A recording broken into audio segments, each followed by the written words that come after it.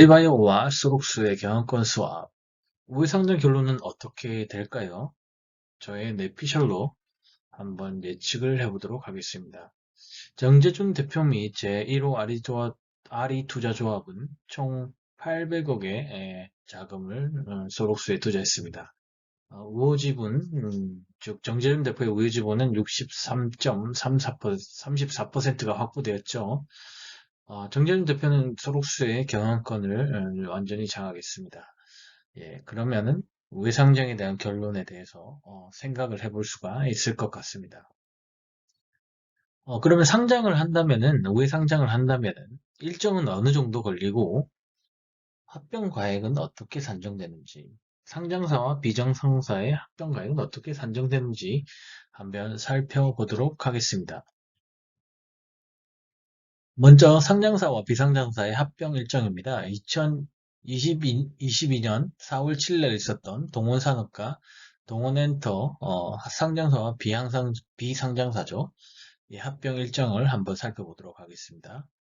4월 7일 이사회 체결이 있었고 그 다음에 주주 확정이 되고 소집 공고, 총회, 매수권 청구, 이의제기, 합병 기일, 그리고 합병 종료 보고, 그 다음에 해산 등기, 그 다음에 신주의 상정, 이런 식으로 흘러갔습니다. 그래서 총 보면은 합병 공시일 2022년 4월 7일로부터 합병 종료 보고일 2022년 11월 2일까지 총 210일, 약 7개월이 소요된 것을 알 수 있었습니다.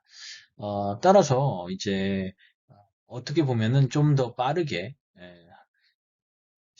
IPO보다 좀 더 빠르게 상장하는 효과를 낼 수 있다고 볼 수 있겠습니다. 어, 그러면 상장사의 합병가액 산정 방법은 어떻게 될까요? 두 가지 방법이 있습니다. A안은 주가 가중평균 계산법, B안은 이제 자산가치 계산법입니다. 보통 이제 A안 주가 가중평균법으로 계산을 할 수 있고, 이제 자산 가치가 높을 경우는 자산 가치로도 할 수 있습니다. 이 근거는 자본시장과 투자금융법에 따라서 하는 겁니다. 어, A 안에서 따라서 가중 평균이 기준 시가가 100원이 나왔고 자산 가치가 100원이 나왔다. 이러면 합병 가액은 두 개 중에서 선택을 할 수 있는데 똑같으니까 합병 가액 100원 이렇게 예상을 해볼 수 있는 것입니다. 그러면은 동원산업의 합병가액 상장법은 어떻게 됐을까요? 이제 상장회사입니다. 기준시가, 가중평균을 낸 주가가 24만 8,961원이 나왔고, 자산가치는 38만 2,140원이 나왔습니다.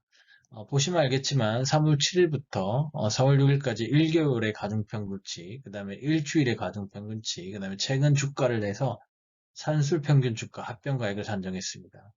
자산가치 같은 경우는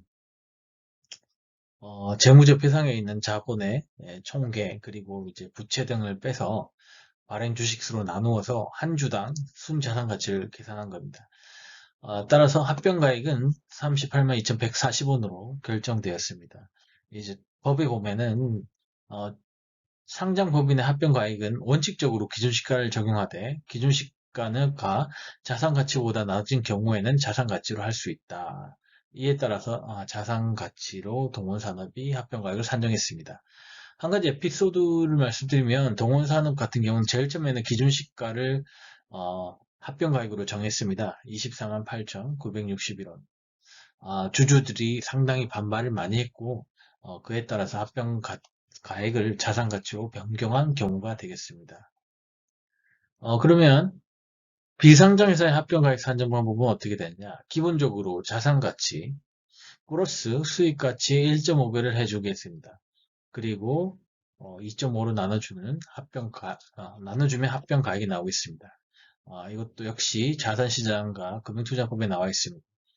A 이제 자산가치를 보면 100원이고 B 자산가치가 이제 100원이라고 하면은 수익 가치죠. 이제 합병가액은 보시던 것처럼 100원이 나오겠습니다.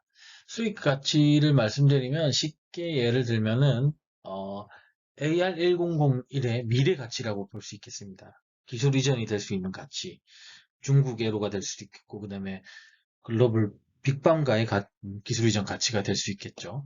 그러면은 동원엔터의 경우는 합병 가액을 어떻게 산정했을까요? 이제 자산가치 경우는 이제 우리가 이제 재무제표에서 볼 수 있는 것이죠. 그래서 이제 19만 1,100, 300, 19만 1,311원이 나왔고, 수익 가치는 이제 21만 6,685원이 나왔습니다. 여기서 보시면 알겠지만, 동원렌트 같은 경우는 비영업용 자산 가치가 거의 뭐 2조 9천억 가까이 나왔는데, 이게 이제 동원렌트가 가지고 있는 주식의 수익 가치를 산정했기 때문에 이렇게 높게 산정될 수가 있었습니다. 따라서 이제 합병가액은 이제 A 곱하기 1 플러스 B 곱하기 1.5에 나누기 2.5를 해줘서 20만 6,535원이 나왔습니다. 그러면 이제 합병 가액이 다 산정이 됐습니다. 어떻게 합병이 되는지 한번 보도록 하겠습니다. A 회사가 100원에 합병 가액이 산정됐고 B 회사가 1000원에 합병 가액이 산정되면 A 회사 대 B 회사는 1대 0.1, 즉 B 회사 한 주를 갖고 있으면 이제 A 회사 10주를 받으며 B 회사는 소멸됩니다. A 회사는 진주를 발행해 줘야겠죠. B 회사의 주주들에게. 그리고 이렇게 A 회사만 상장회사만 남아있고 합병이 완료가 되는 것입니다. 동원상가 동원엔터의 경우 같은 경우는 1대 0.5405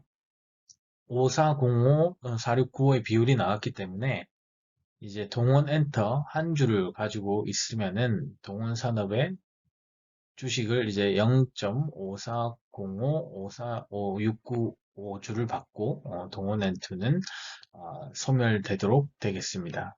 예.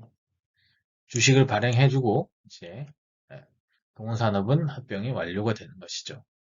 그러면 아리바이오와 소록수의 합병 가액과 합병 비율을 산정 예를 들어서 한번 보도록 하겠습니다. 소록수의 합병 가액이 100원이 나왔고 아리바이오의 비상장 이제 합병 가액이 1000이 나왔다. 그러면은 소록수 대 아리바이오는 1대 0.1이 되고 아리바이오 한 주를 가지고 있으면 소록수는 주식 10주를 받고 아리바이오는 소멸되도록 하겠습니다. 이렇게 신주가 발행되고 소록수만 남게 되는 것이죠. 그래서 소록수가 만약에 합병을 한다면 아주 많은 신주를 발행해야 될 것입니다. 그래서 이번에 8월 달에 예정되어 있는 소록수의 주주총회 안건을 보면 무언가 합병에 대한 힌트를 얻을 수 있을 거라고